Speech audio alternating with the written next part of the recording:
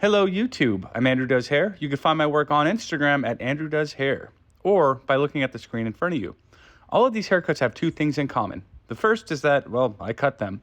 The second, though, is that they're actually basically the same haircut. That's right. This is kind of a universal haircut. It fits on a lot of people, a lot of hair textures. I want to say it fits all head shapes and all hair textures, but yeah, there might be some oddball, obscure situations out there that it doesn't work. Now, let's just say hypothetical scenario here. This client comes in with this hair that you're looking at on the screen and they say, well, I want to go shorter, but I don't know exactly what I want to do. I want something versatile. I want to be able to style it neat and tidy for business meetings or a wedding, but I also want to be able to style it messy on days that, I'm maybe going out or something. And also, I want it to look good on days that I wake up and do nothing to it. I want it to look good with zero effort. And then, I'll look at them and compute or think real hard and scratch my noodle. And I go, oh, I've got it. I'm going to give you, I know exactly what you need. But really what I'm about to give them is the universal haircut. Now it sounds like, oh, you're just going to give them a basic, boring, standard haircut. Yeah, it kind of is that. But it's not like I'm cookie cuttering the exact same haircut on all these heads. The thing is, with this haircut, your head is the ruler. And that's what makes it so universal.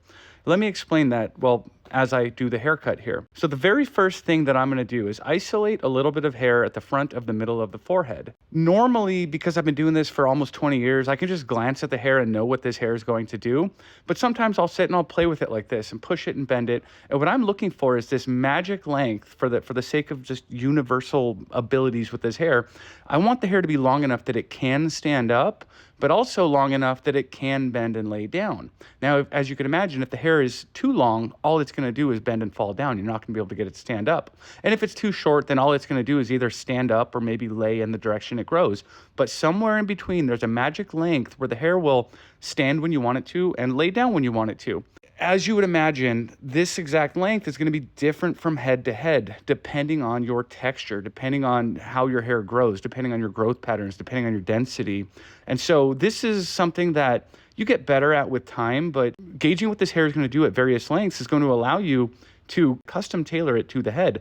So on this particular head, I liked the length of the front hair. It was already just the right length. So I'm going to use that as we move forward. Now, looking at the head, I don't actually do this with a comb, but I'll look at the head and I'll see this line kind of up out in space. And you can visualize it by balancing a comb on the middle of the head. But if I pull up that first hair, and again, I didn't cut this front hair here, but if I needed to, I would have. Basically, I'm going to pull it up and cut it to that shape that I can visualize by resting a comb on the head. And this means that if you have a very high apex and a low forehead, you're going to have a lot more length in the front than you do in the middle. Or if you have a relatively flat head, you're going to have kind of the same length front to back. In a way, the shape of your head causes the haircut to compensate for that shape. And in that way, it allows this haircut to kind of work on any head. And so I'll do the same thing from this axis as well. I'll balance the comb in the middle of the head. I don't actually do that, but this is just a way you can visualize it. And I'll take that horizontal, just parallel flat to the ground surface, and I'll cut it from front to back using that center strip that I had first cut as a guide. So, whether you have like a big round head or kind of a tall, narrow head or whatever weird head shape you might have, this will work because we're using your head as the ruler to decide where and how to cut things. So now that the top has been cut, I need to find the angle on the side of the head that I want to use. And what I'm going to do is just use the angle of the side of the head. Now, how close or far from the head I'm going to cut it, that's determined by what I want the hair to do. And so some hair, if it's very, very short, well, obviously any hair short enough will show skin, but some hair doesn't have to be very short to show skin, and some hair will lay back very easily at, a half an inch, but other hair has to be several inches long to lay back. And so I'm going to find this angle on the side of the head, and I'm going to cut it as long as I need it to be for the hair to do what I want it to do. And so in the case of this haircut today, I want it just long enough to kind of lay down and lay back. So what I'm going to do is take all of the hair, whatever reaches to that angle, and just cut it straight up and down following that shape of the head.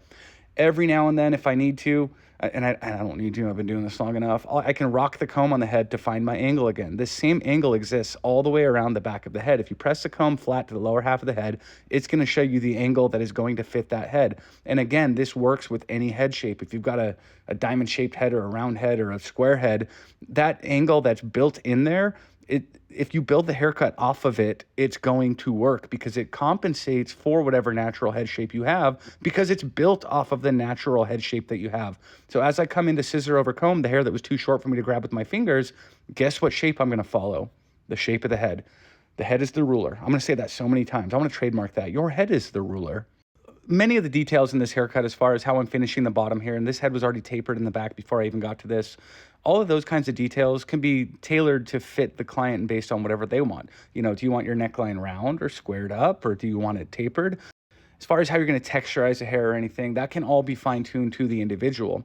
Now what I'm doing is finding another thing that the hair will tell me is where it parts. Some people will come in and say, I want to part my hair here. And I'm like, hang on, let's figure out where it parts first. And the reason it's important to figure out where the hair naturally parts by combing it around and looking at the root and seeing where it wants to go easily versus where it doesn't want to go easily. The reason that's important is on the days that they don't style their hair, that's where it's going to part naturally. And on the days where maybe they do style it, but then they have a long, crazy day, that's where it's going to wind up falling. And so knowing where that natural part is kind of important. And again, I don't tell your hair where to part. Your hair tells me where it parts. And once I know that, I can continue to detail things kind of based on it. So I usually like to, before I blow dry, when I'm trying to go for this kind of universal cut, I like to style it the wrong way, the way that it doesn't part. And I'll do this with just water in there. And if I can do it with water alone, that's a good sign that I'm going to be able to style this any way I want to. And if I chose the right lengths in the beginning, then it should do this. So as I blow dry this, because I'm not done with the cut, one of my goals right now is to make everything very smooth and very uniform. This is because if I leave some natural wave in there, some deviations or cowlicks or things, then it can kind of hide imperfections in the cut. And so what I want to do is get everything really, really smooth and really, really straight because it's going to show me every cut that I put in there. And it's going to help it a lot as I go to refine the haircut and texturize the haircut. I'll be able to see a lot more of what I'm doing. So for this particular purpose, in this case, I'm just going to blow dry everything back. Now, if I know for sure that the client's like, I'm never going to blow dry my hair back, I'm going to wear it forward, then I wouldn't blow dry it this way. But again, the head in the video here, I want it to be able to go back or forward or up or down or whatever. And so I just decided to go back here. Now I can go around and detail and refine and taper up the sideburns and that sort of thing. It's a lot easier to do this after the hair has been flat wrapped and smoothed out like this. And now I can go through and point cut the top and chop it up, texturize it a little bit. Even if I'm doing a haircut that they plan on styling very tidy, I do still like to texturize it and soften up the ends a little bit because it just helps the hair to move nicer. I think like this final little texturizing here, that will make or break a haircut, that last couple bits of detailing. Okay, so for the first style here, since the hair is already laying all back, we're just gonna go for a quick, easy pompadour. I'm gonna grab my hairdryer with a 9-row brush to add a little bit more volume in the front and just fine tune the style a little bit. And now that everything's been kind of blow dried up and back, I can grab a tiny little scraper product here to just stick the hair together. And pretty quickly with a little noogie and some combing, I can get that classic pomp. Now, if you're looking at this thinking, well, that's way too greaser or way too, mob boss, maybe you want to wear it with a part, a little 2014 Justin Timberlake here. This hair, because it was blow dried to lay back and to not part, it's fighting me here. And so what I ended up doing to get it to quickly just part and cooperate is I sprayed it down because that's going to break down the blow dry. Your hair, if you get it wet after you blow dry it, it goes back to normal. So if you get it just a tiny little bit of wet after blow drying it, you can kind of re-sculpt it a little bit here. And that's exactly what you see me do here to put in this part. But a haircut like this, you can part it where it parts naturally. You can part it where it doesn't part naturally. It helps if you blow dry it to part, which I did not do here. But you can see that, nothing's falling out of place. Nothing is going the wrong way. The hair is willing to do that. So for the next style here, I want to wet down the hair. And I should have stopped and shampooed it. But because I just sprayed it a little bit here, as I go to blow dry this, I'm actually still going to be fighting that previous blow dry where everything wanted to lay back. And so what's going to happen because of that is the hair in the middle of the head pops up more than I want it to. But we work with it. We make it work. So with this approach, the way that I'm blow drying it, I'm just by hand, I'm moving the hair a lot. I'm scrunching it and twisting it and wiggling it and crunching it and wiggling it. And what I find is the more that I move the hair when I blow dry it, the more natural it looks when it's finished, as far as these messy hairstyles go. And so it's kind of like when you have messy hair, you want it to look like you just had some crazy fun day of doing crazy fun things. And you have to emulate like a day's worth of touching your hair during the 5-minute blow dry. So again, you can see the middle's popping up more than I want it to here. Now I'm fighting those short sides that I had blow dried straight back, trying to get them to sit more naturally. Basically, I'm going in and polishing all the hair because that's what's going to allow it to separate and move freely. And then once I get this kind of base blow dried in here, I can go in and start wiggling the hair around. And when I say like, this is very easy hair to live with, the more you touch it, the more you move it, the better it looks. You'll see that when I take it here in a second and literally push it the wrong way, it actually looks cooler. And so like, this is, you know, like I said, some clients, they want hair that's really easy. They can wake up and go. If you go through this blow dry process after the shower, you don't have to wet your hair again for like 3 days, and it'll just look better and better as it gets messier. And then maybe after 3 days, shampoo it a little bit. But here's our second look. It's very, very different from the first look. And again, I could have detailed this to suit any of these one looks more, but I try to leave it a little bit kind of universal so that I could do multiple looks on this. I styled this really big on purpose because I wanted to kind of show that, like, look, at the most extreme of what every hair can do, if it's sticking straight off the head, it still has a clean, pleasing shape because the shape was built off of the head. The head is the ruler. And so a lot of times with clients too, I'll deliberately style their hair bigger than I know they want it and explain that to them, of course. And I'll say, look, even worst case scenario, your hair's sticking straight out, it looks cool. So here I did remember to I did think it was a good idea to shampoo the hair, but what I didn't realize is my camera battery was dead. So 1 second after I got that shot, the battery died and I missed half the blow dry. So for this blow dry, I'm gonna start off rough drying to get the hair to lay kind of forward and down. And I'm just wiggling it around by hand to get all the moisture out of here, high heat and high power.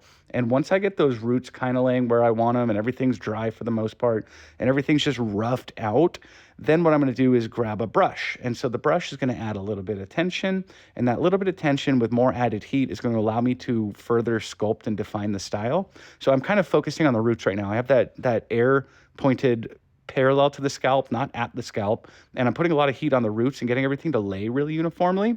And once I'm done doing that, I'm able to grab a different brush. I like a 9-row brush for this, either a Denman brush or this is a Vest Ceramic Pro 2000. And now I can focus heat into the hair and kind of put a little bit of air back into there, a little bit of lift, a little bit of movement so that it's not just flat down to the head. So for a look like this one, this hair is pretty much laying in its perfectly natural fall hair. Like nothing was forced. It's going exactly where it grows anyways. And now I can finish it with a tiny little scrape of product and, you know, just kind of scrunch it up, put a little bit of air in there.